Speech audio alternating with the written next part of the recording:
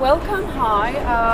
My name is Olga Rostkowska and I have two Aspire Awards, so Excellence in Medical Education Award winners with me today. And the Aspire Awards, the category where you won it is the Excellence in Faculty Development. So could you please introduce yourself first and tell us all about it, what makes your university excellent to get you the award.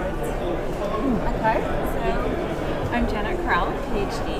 I'm at the University of Colorado School of Medicine. We're very pleased to have received this award.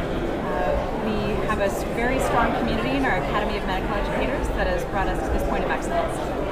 okay. And I'm Karen Leslie from the University of Toronto, and I would say I think the piece that we're most proud of in terms of this award is really that it's very much a collaboration across a lot of the hospital and university sites in Toronto. Okay. So congratulations again to both of your universities. And what do you think, in fact, was the key factor that won you the award? What made you stand out, your faculty, to get you the Aspire Award? At the University of Colorado, our academy is a really strong community of dedicated educators who have a pipeline of programs to keep a community of educators growing. And we move across campus, across the clinical departments, as well as the education mission. And so I think just the commitment of our academy members in doing so many different faculty development sessions, as well as very strategic certificate programs to grow our community ongoing, is one of our key strengths.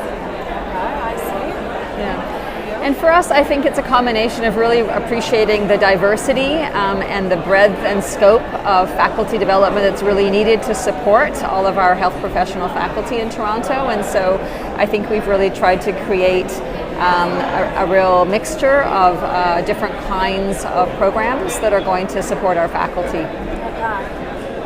Well, excellent.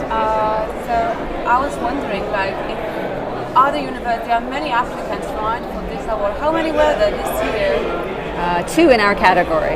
Okay. Yeah. So, to the other universities applying for this award, this category in the future, what would you recommend? How do you think? What perhaps some simple or more complex suggestion could you make to the universities? I mean, I would say, looking at the criteria and actually even just using those criteria to kind of actually really, to kind of compare what you're doing in your centers. I think for us, the criteria were really a helpful way for us to look closely at what we were doing and where we were doing things a little bit better and where we could actually improve. And so I think, maybe even several years before you might be thinking about applying for an Aspire Award, to really be able to be looking at the criteria and really use those as a guide to kind of make some sort of strategic or intentional changes or things to your programs. I would echo the advanced preparation. Definitely for us, what helped in completing the award application was that 5 years previous, we had awareness of what our evaluation criteria were. We had been tracking these longitudinally in a common database. The compilation of the award application takes many hours. And so I would advise applicants to look at the criteria in advance and then also consider how are you collecting that data. It's a very intensive data collection and reporting process. And also having a number of team members on board. I think both of our groups found it very helpful to have several people helping us in completing the application. Yeah, it's always more work than you think it's going to be, so It's start sooner than you think that you really want to, for sure. I think that's a very relevant tip also in many other cases, right, with the application processes. All right, so what's the plan for the future now with this boost of motivation, I expect? What's the next step? I think for us, the process really helped us see areas that we actually really want to kind of further develop or focus on. And so both the process of applying helped us see that, but you also actually get really rich feedback from the panel. And actually a lot of that feedback aligned with what we had actually already seen through applying. So I think it's really given us some areas to focus our efforts in. And to continue to kind of grow and develop what we can be doing. is a continued journey towards ongoing excellence. And so the feedback from the reviewers was very rich, and that has created a bit of a strategic plan for us in terms of what data we will continue to collect, what data we will collect better, and our publication strategy going forward. Okay, excellent, thank you. Anything else to add on? How do you feel?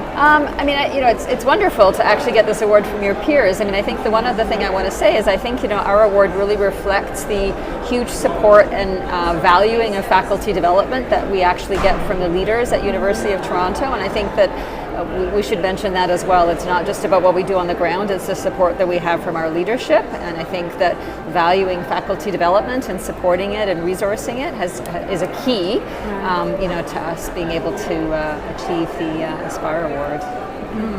Our community was overjoyed at receiving this award, and we're really grateful to the University of Colorado community for their support in seeing our academy grow.